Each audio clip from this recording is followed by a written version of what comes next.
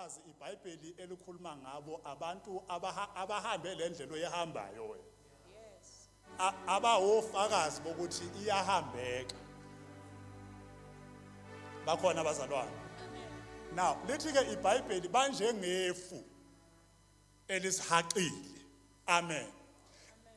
This is more like sihamba phakathi kwabo. Amen. Bangapha babhekile ukuthi njengoba bona bayakwazi ukuhamba baze bafinyelele ekugcineni, sihamba kanjani thina?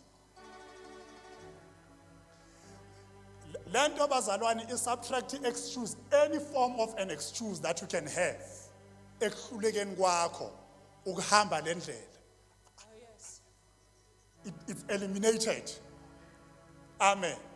Ngoba ngesikhathi uba ne-excuse kuba noba nobufakazi bokuthi the same thing that you are mentioning, I've been through it. Amen. So ke lithi ke izwi likaNkulunkulu njengalokhu sihaqwe yilo bufakazi balabazalwane. One, sine assignment. Lithi iBhayibheli lahlani konke okusindayo. Two, bese lithi iBhayibheli nesono esithandela kangaka. Amen. Ngamanye amazwi into ekunamathelayo le efuna ukukubamba noma ngaba uthandi. Ifuna ukuhlala kuyifuna ukunamathela kuwe. Amen. Kunalama plants akhula angisawaboni kahle kakhulu manje, ayekhona nje emalokishini kudala kusakhula thina esibadala. Ukuthiwa ama parasites. Ilama plants akhula nefence. Uyawabo ukuthi mangekho ifence ayikwazi ukukhula ibe yinde.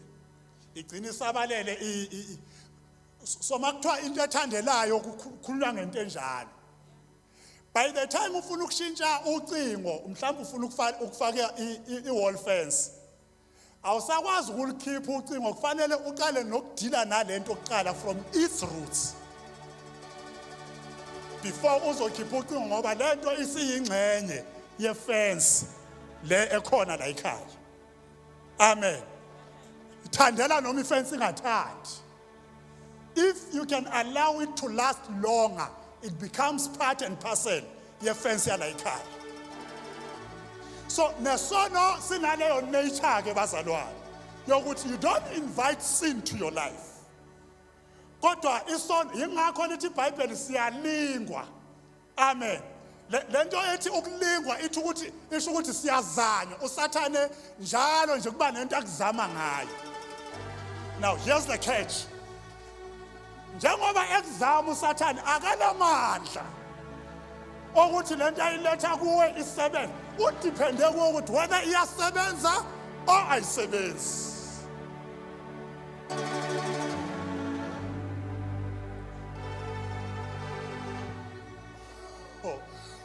Ukuthi every time you find yourself wenza isono, musuku umsono usathane akenzanga lutho. All he did was to try, and you gave permission.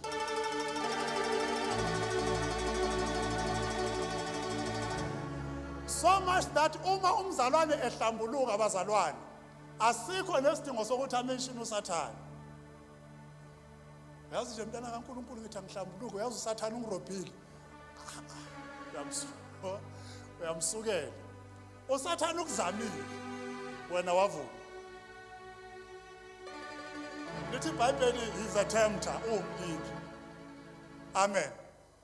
Nto Satana yetsa nkulika, uwalika fe, wazama.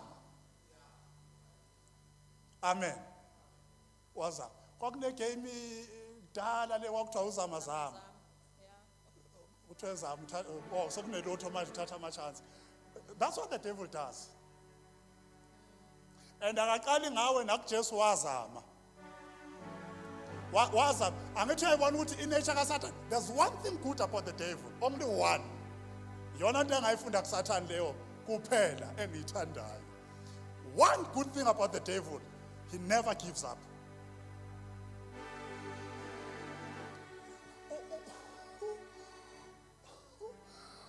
uSathane akadeli akanandaba ukuthi usushaye kangakanani. Usathane, he keeps on coming back. Amen. Amen. That's what he does best. He keeps on coming back. Ufana nensizwe sakhula nazo. Lapha einsizweni kuneyinhlobo uba unomnye uyazi. Kuneyinhlobo zezinsizwe. Khona insizwe okuthiwa iyashaya. Bese kuba nenye nje ayiduma kakhulu ngokushaya kuthiwa inenkani. Niyazi yini ukuthi lo nenkani uyingozi kakhulu kunolo oshayayo? Abajwayele ukulwa bayazi ukuthi uma ulwa nomuntu onenkani fanele ushaye kakhulu kuqala bese uyamemeza. Mvimbeni ngizomlimaza.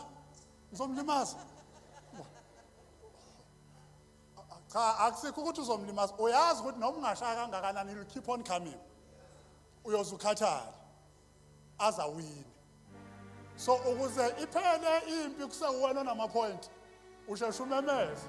Ngizomlimaza kabi lo mvimbeni. Cha, ucabangela wena, ucabangeli yena.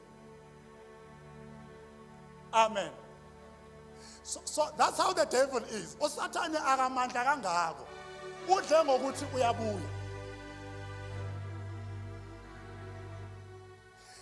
Yingakho kwesinye isikhathi uzithola wenza into owafunga ukuthi ngeke ngiyenze leyo nto. But at some point uzithola uhalela into othe wena ngeke uyenze. Kodwa uthole ukuyibhethe yokuthi ngiyayenza or angiyenzi namhlanje. Because akadelanga mhla ufunga uthi ngeke uyenze. Ulokhe ebuya ngayo lento owafunga wathi ngeke uyenze. Almost umuntu mayesehlulekile athi yazi empilweni never say never. Never say never. Ubanjwe into afunga ukuthi ngeke imbambe. Nesona esithandela kangaka.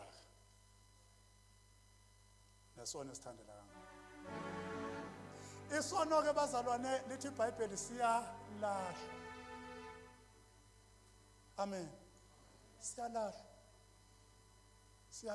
Yini silahlwa? Ingoba siyazizela. Amen. Manje ngoba siyazizela umsebenzi wakho ukuthi uhlale njalo ujikijele. Kahle hle bazalwane akukhulunywa ngesono osusenzile la. Kodwa kukhulunywa ngesono esikunanabelayo esifuna ukukubamba. Ukuthi umsebenzi wakho ukubamba lento uyiphonse kude. Ubambe lento umsebenzi nje ususebenza abazalwane every day. Emsebenzini mawufika ekseni ufika kunesono esikulindile. Esikoleni mawufika ufika kunesono esikulindile. Mawubuya ufika ekhaya ungakafiki nasekhaya nasemgwaqeni kunesono esikulindile. Umsebenzi wakho ukuthatha into ulahle. Thatha into ingazi kubambe ngoba mayisikubambile ayilahleki kalula. Kwesinye isikhathi mayisikubambile kufanele mayisuka isuke nenye ingxenye empilo yakho. Ngoba iye yakuthandela yakunamathela lento.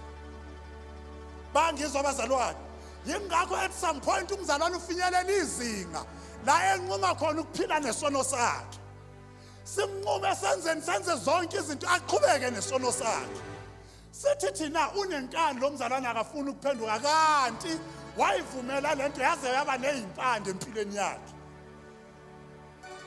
Umangala ukuthi uyazenza izono kodwa uyaqhubeka nokukhonza. Uyazenza izono uyeza enkonzweni. Uyazenza izono uma kumzalwane okhonzayo phambili uyaqhubeka nokuza phambili ezokhonza. Une conflict lo mzalwane. Unenhliziyo emthandayo uNkulunkulu. Kodwa manje unento futhi ayivumele empilweni yakhe engezwani noNkulunkulu. So akakwazi ukuhlala ekhaya ngoba uyamthanda uNkulunkulu. Akakwazi futhi ukuyeka isono ngoba sesambamba samnamathela. So ukuze ukhululeke yilwa nayo into isakuzama. Ulwe